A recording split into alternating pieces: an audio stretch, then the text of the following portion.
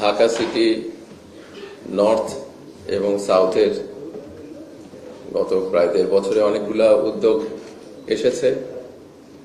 নর্থের কথা বলতে গেলে কিছুদিন আগে ফেলানি এভিনিউ আপনারা জানেন এখানে করা হয়েছে, আর অনেকগুলা শহীদের রাস্তার নাম পরিবর্তন করে শহীদদের নামে করা হয়েছে উত্তর এবং দক্ষিণে। যেই বড় কাজটা সেটা হচ্ছে জলাভূমিগুলো উদ্ধার করা, কিন্তু এটা তো নাগরিক সহযোগিতা ছাড়া সম্ভব হয় না।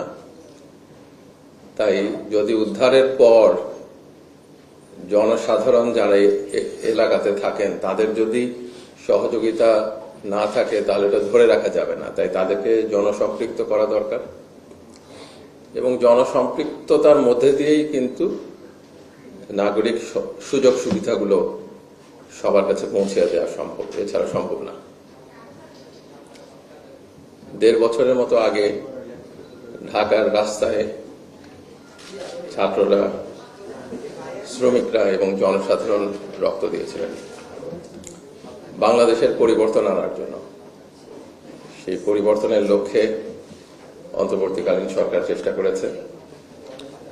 আপনারা রিজওয়ানা হাসানের কাছেই শুনেছেন যে গণভোটের প্রয়োজনীয়তার জায়গায়, নির্বাচনের জায়গায় যদি আমরা আবারও গুম, বিচার বহির্ভূত হত্যাকাণ্ড, নির্যাতন এবং আয়নাঘরের দিনগুলোতে ফিরে যেতে না চাই, আমাদের গণভোটের পক্ষে অবস্থান নিতে হবে, ভোট দিতে হবে এবং পছন্দের গণপরিষদ সদস্য নির্বাচিত করতে হবে।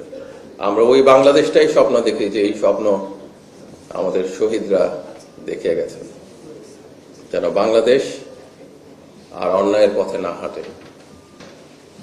তারা ওই বাংলাদেশই চেয়েছেন যে বাংলাদেশে বৈষম্য থাকবে না।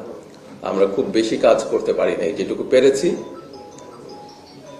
সেই কাজটা যেন স্থায়ী করতে পারি। যারা সামনে দায়িত্ব নেবেন তারা এগিয়ে নিয়ে যাবেন দেশকে।